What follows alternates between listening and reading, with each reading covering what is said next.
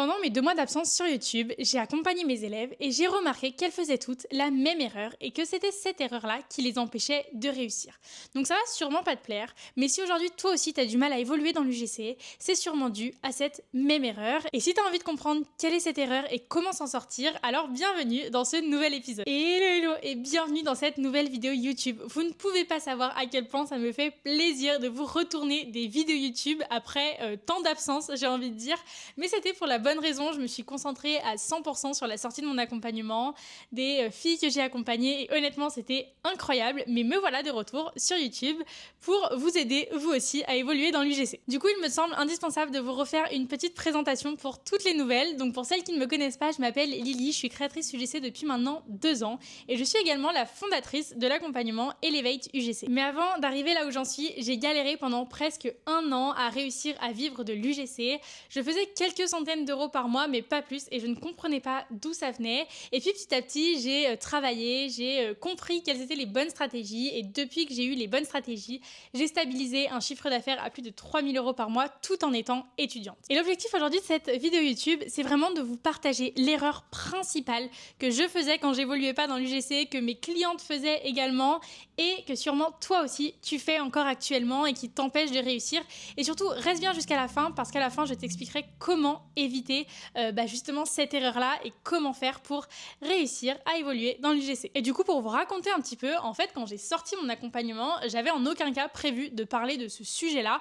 Pourquoi ? Peut-être parce que ça me semblait évident, peut-être parce que je me suis dit que ça viendrait au fur et à mesure, mais en même pas 2 semaines d'accompagnement avec les filles, j'ai vu en fait qu'il y avait un problème, et ce problème-là venait principalement du contenu et de la cohérence dans leur contenu.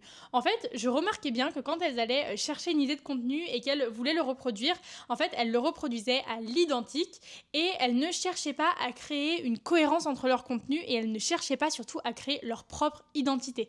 C'est-à-dire qu'en fait, quand on mettait côte à côte tout leur contenu, il n'y avait rien qui se ressemblait entre les contenus. À chaque fois, c'était des contenus très différents, des univers très différents.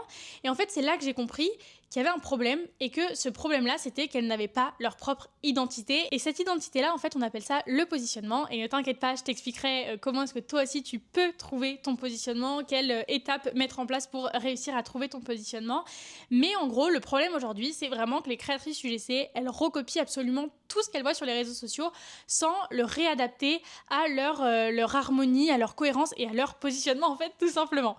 Ce que j'entends par là, c'est que par exemple, il y a une créatrice UGC qui va avoir une vidéo food, elle va reproduire exactement la même vidéo food. Elle va voir aussi une vidéo skincare, elle va reproduire la même vidéo skincare, elle va voir une vidéo studio, elle va reproduire la même vidéo studio.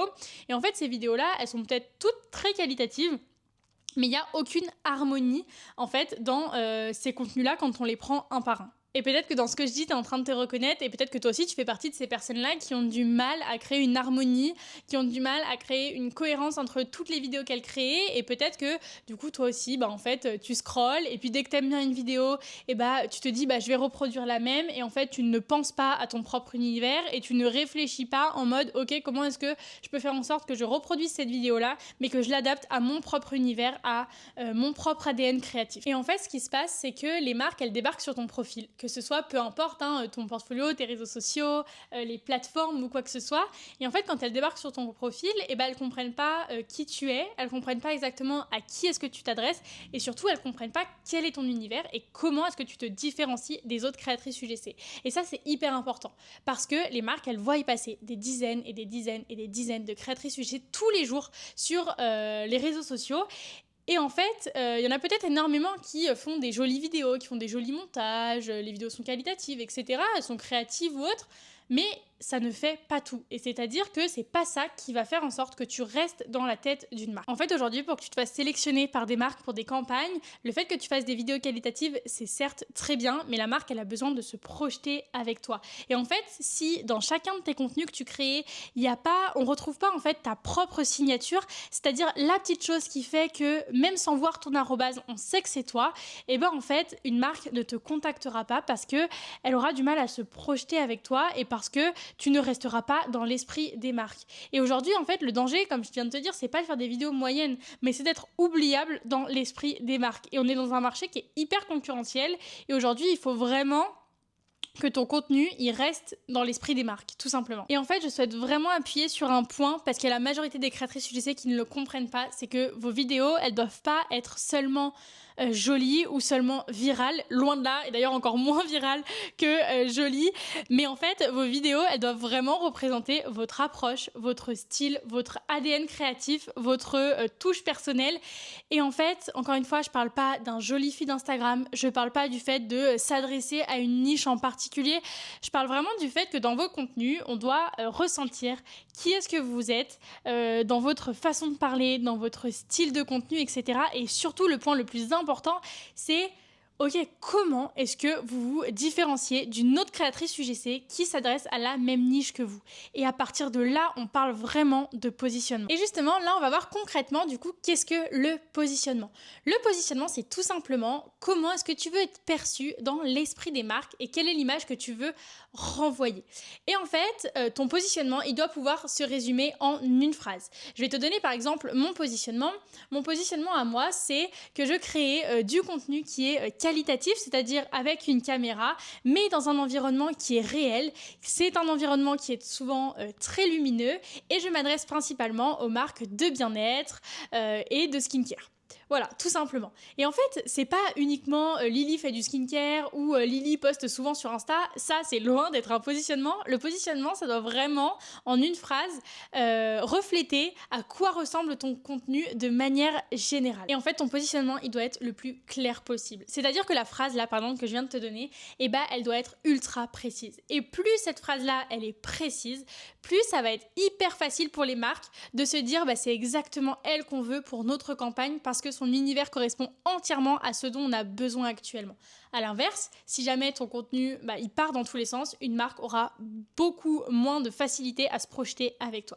Et je vais te donner un exemple. J'ai récemment collaboré avec une marque de journaling. Du coup, je suis déjà trop contente d'avoir collaboré avec cette marque-là. C'est exactement justement en fait le type de marque que je cherche à viser avec mon positionnement. Cette marque-là a échangé avec plusieurs créatrices UGC. J'étais la créatrice UGC la plus chère de toutes les créatrices UGC avec qui elle a discuté. Et pour autant, elle m'a sélectionné moi. Et en fait, je sais pourquoi est-ce qu'elle m'a sélectionné moi. Elle m'a sélectionné moi parce qu'elle avait énormément de facilité à se projeter avec moi. Elle savait qu'en faisant appel à mes services, elle allait avoir ce type de contenu-là et c'était ce contenu-là qu'elle voulait, en tout cas pour ses vidéos dont elle avait besoin à ce moment-là. Et en fait, tout simplement, elle s'est reconnue dans mon contenu. Mais si jamais elle avait pu, sur mon compte, s'identifier à une seule vidéo, je suis persuadée que jamais elle aurait fait appel à mes services. C'est que là, dans toutes mes vidéos, il y a une cohérence de manière générale et dans cette cohérence-là, elle s'est reconnue et dans cette cohérence-là, elle s'est dit « Ok, c'est elle qu'il nous faut, c'est ce type de contenu dont on a besoin » et du coup, elle m'a sélectionné moi, même si j'étais plus chère que d'autres créatrices UGC. Et c'est là aussi où je veux vraiment que tu comprennes que le positionnement, c'est pas seulement une niche.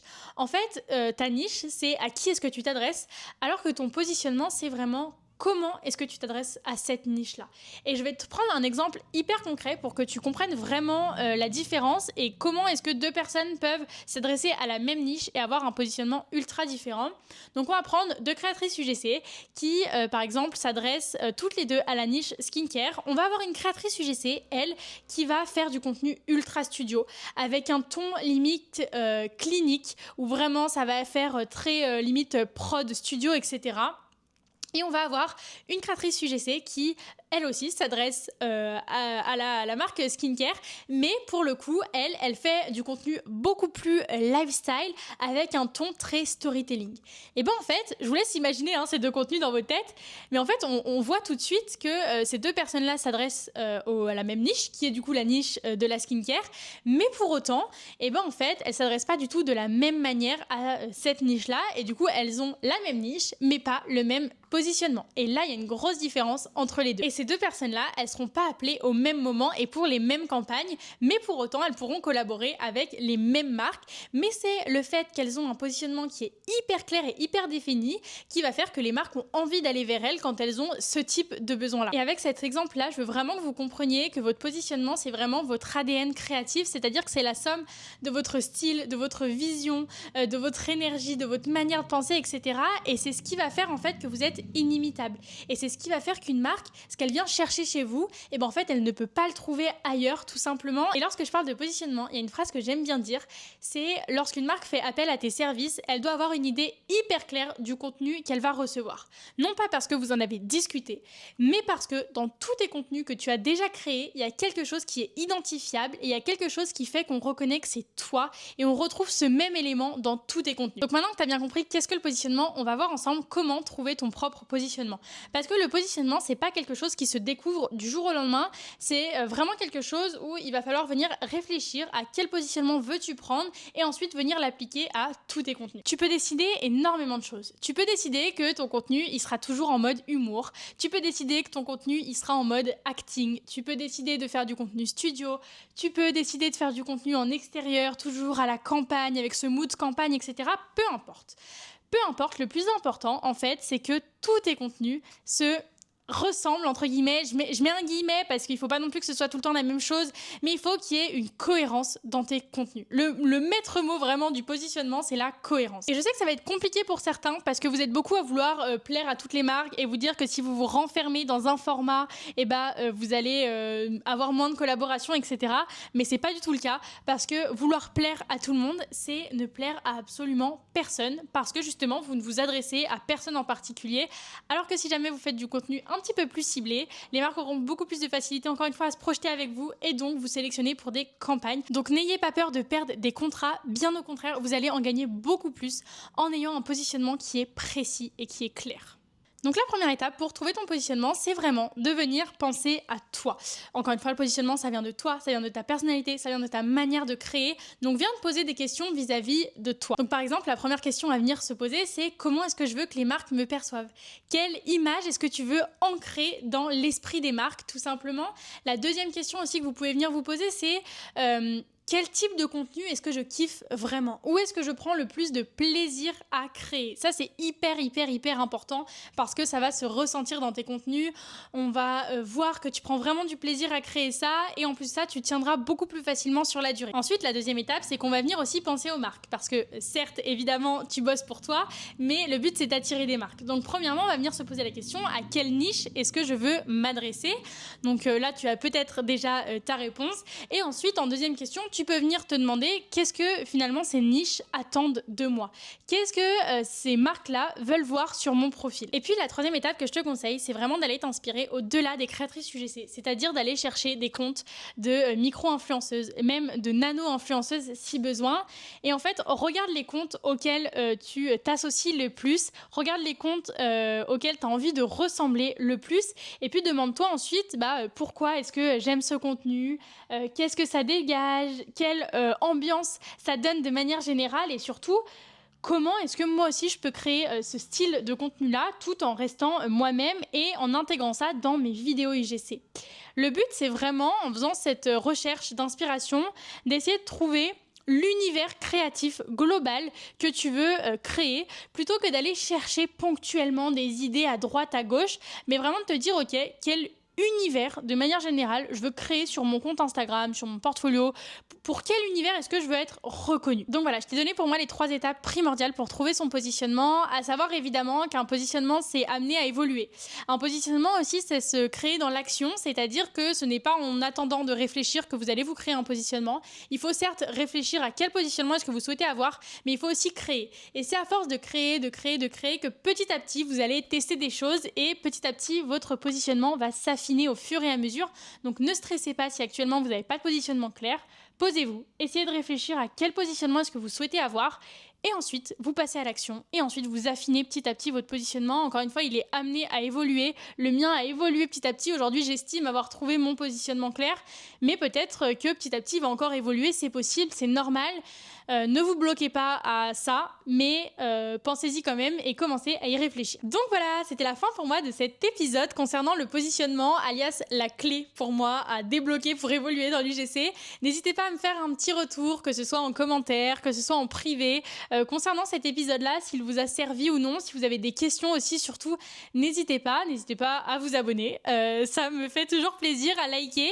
Et puis voilà, moi je vous dis à la prochaine. Je vais vraiment essayer de reprendre les vidéos tous les lundis sur YouTube pour vous apporter encore un maximum de valeur. Je vous fais des bisous.